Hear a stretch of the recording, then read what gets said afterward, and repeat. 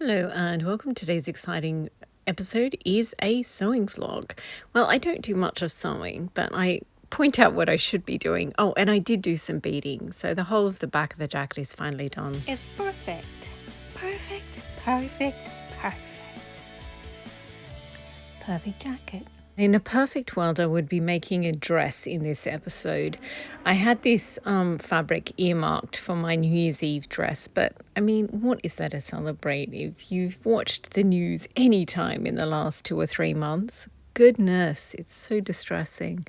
But I know people to come to YouTube for a break from that sort of thing. So here we go, sewing vlog. These are the things that I haven't finished. Some of them have been waiting years to be finished, and some of them are just things I've made in the last month or two or at some point this year. So yeah, let's see what there is. Oh, but yeah, then of course I got distracted with the Egyptian tweed jacket and I did more beading on that. So that's what it looked like before beading. And this is what it looked like last time you saw it. There was a whole, like the top third had not been beaded yet. And then, yeah, I just spent a few hours, well, many hours this morning beading it. And it is magnificent. I don't want to sound too, up myself or anything, but I am really happy with the way that this turned out.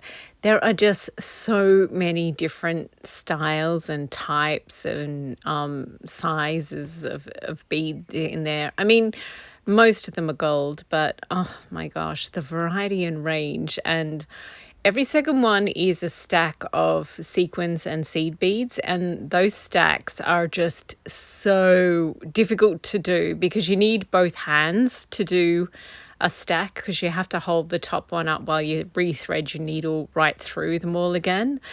And then once you have a stack, a sequin and bead stack on a piece of work, every time you use your needle and thread, it gets caught in all the little stacks. So it's so frustrating to bead something to work on a piece like this.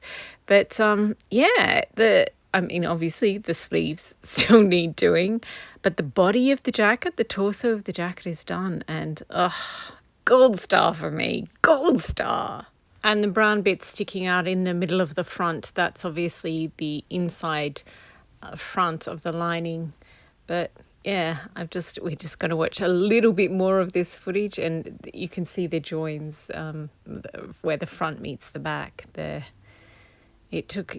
I'm just really happy with it. And yeah, I love that you can see all the beads, but you can still see the tweed underneath. As a reminder, this is what it looked like. It's sort of more of an olivey antique gold. And then this has that yellow, that true gold over the top. And yeah, I caught it a really good time with the natural light. It's just amazing. I think... obviously I will wear it during the day because I wear all my jackets just as everyday wear. But this is one you could wear at night, like to the theatre as well, because it just looks beautiful under, normal lights, as evening lights as well. It sort of has a real warmth and glow to it because it's that yellow gold. Anyway, while I was working on the Egyptian tweed, I was thinking about this vintage knit one. And if you've seen the previous episode, I decided that I was going to mix sort of a mix of kitsch beads, but as well I had some really classic, beautiful ones. So these are the understated ones, the cut glass ones, and the magenta and the similar pink ones. They're the tile seed beads. And then over on the left side of the screen are the more garish, sort of kitschy ones. Adorable in their own way, like the little animal ones, but these ones are clearly very classic and very beautiful, and I think they really go with the vibe that I'm trying to get for the vintage knit, whereas the other ones, like the animals, and I've also got some fruit ones, they're just I love them, don't get me wrong. They are hilarious and adorable, and I'm going to have so much fun using them. But I feel like it's two different genres, and they could make two very different jackets. And I mean, I've got a vast collection of jackets. So what I was thinking with this one, I mean, in my heart, I want it to be a vintage knit. That's what I want for that one. So I have this other jacket. I made this one, I think, in January this year. It's the Vogue 7975. So it's a slightly more fitted jacket than the ones I've been making recently, which are a looser vintage Chanel style. So yeah, I was thinking what I'll do is, so it's basically the same as a vintage knit, but it doesn't have any patterns in it yet. So I thought with the one that I just made that clearly has the stripes of different colours woven into it, I'll use the classic beads on that, the really understated ones, and I'll add some big glass beads to get the weight that I want for that jacket. And with the the weird crazy ones, the very attention-seeking beads, I'll put them all on one jacket. And well, this is what I was thinking, but now I don't know. Yeah, I guess. I don't know. It would look like an ugly sweater, but I don't know. This one I love. I just love it so much. I think it's going to look gorgeous and classic. Whereas this one, I'm not sure about, because I was thinking maybe I'll add the blush and the beige beads as well in there in different lines, but I don't know. I kind of like the magenta and the green together, and now I'm not sure about this white beige jacket at all. So I got out my green one, which I made in February this year, and yeah, I love green on green. It's just my favorite thing. It's like, well, it's like a garden, you know. You have the green grass, and then you have all the different colours, greens of the different plants. So, and these bows look absolutely adorable on this. But now I'm not sure I want to add the magenta. I mean, it does match the silk of the lining, but I don't know. I mean, just green on green is just the most adorable thing. I would wear that all the time. Whereas if you add magenta, I'm not sure. I love, and that reminded me, I have these bok choy glass beads made like in the shape of bok choys, and that's just a box I had, so they sort of all fit in there. So I've put them in there for safekeeping. So I could make bows and bok choys, and then obviously I only have like 50, 60 of the bows, and I only have a couple of dozen of the glass bok choys, because obviously they're quite expensive because they're handmade. And yeah, so there's not enough for a whole beaded jacket. So I'd have to put some clear beads in between to sort of, you know, so that it doesn't look too spotty. It's like that time in the office where Jim pretends to be Dwight. It's got beads, bows, bok choys, and clear beads. It's not really the same as Battlestar Galactica. But anyway, so yeah, I really like these two. I love the vintage knit one, and I love the green one with the beads, bok choys and bows. But I'm not sure about this creamy beige one now. I think I'll do these front two first, this top two first, and then I still have all the magenta and the green animals and everything, and the fruit, the dragon fruit, and the those cartoonish strawberries, as well as the pink lady apples. So I mean, it would be good to use them, but maybe on a pink tweed. We'll see. I'll do these two first, and then yeah, I think I'm just really happy that the vintage knit one is going to look really vintage and very much like a time capsule, and this one is just going to be green on green on green. Oh, it's going to be so cute. Oh, and yeah, now I finally got around to filming all the things that I have to do. Spoiler alert, I don't actually do any of them. So this is a Chanel tweed in baby blue with a little bit of fluoro and other colours in there. The sleeves are uneven, so I need to take one off and then restitch it on. And that is the lining. It's a remnant of a really expensive Pierre Cardin made in Italy silk. and I bought just enough to do the lining, so it's kind of done. I just have to do a little bit more.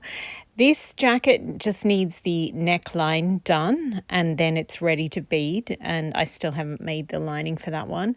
This top, oh my goodness, it's actually, you can make it as a top or a dress, and I folded one of the sleeves away with a bit of fabric, so it took me forever to find the second sleeve. I could have just cut another one. But anyway, so yeah, I finally got all those pieces, so I should really make that. I literally just have to machine sew the sleeves in, then do a little bit of hand finishing on that one. This is the second magenta Chanel tweed jacket, and the other one has fringe on it that I handmade from all these really expensive yarns.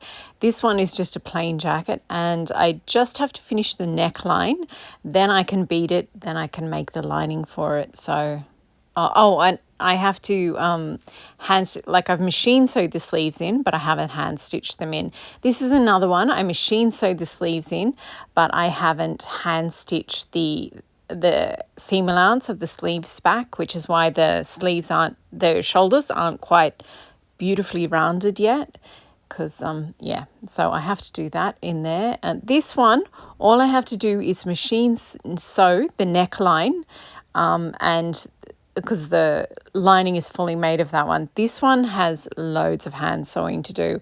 I've done the first round of machine sewing the long seams, but then I have to, hand stitch back all the seam allowance. This one here is a Chanel tweed, and I can't remember where I put those white beads. So I guess I could do the neckline of that one. And this pink one is another Chanel tweed. Oh my God. And I have to put the sleeves in of that one. And those ones, okay, this is just tiring me out.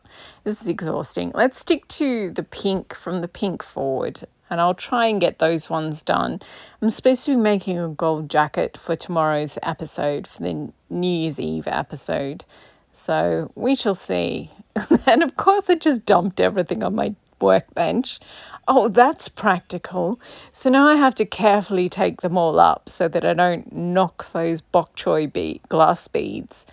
Oh, honestly, this is how my bead collection has become so disorganized. When I'm tired, I just sort of put things wherever. And it ends after 2 years of not doing a big clean. I definitely need to do a big clean. And of course, I still need to do the sleeves of the Egyptian one. So there's loads of things that I wanted to get done by the end of this year, but time is linear. I'm not going to be able to. But still, this jacket is looking so amazing. I just love the way it's done. And I wasn't sure about the slightly larger beads across the chest area, but now I really like them. I think it's once the sleeves have enough weight. Yeah. Oh, and while I was working on that, I also thought about this one here. It's got clear glass beads on it, and it has 1,500, so 1,500 beads on it, and you can't see any of them really unless you know what you're looking for. So it has enough weight, and I was thinking about putting some Aqua bows on it, but I don't know, they seem too obvious. And then I remembered that I have these teeny tiny spikes. They're made out of metal, and so they're relatively heavy for their size and for scale. These are more of the clear glass beads that I have on the jacket already.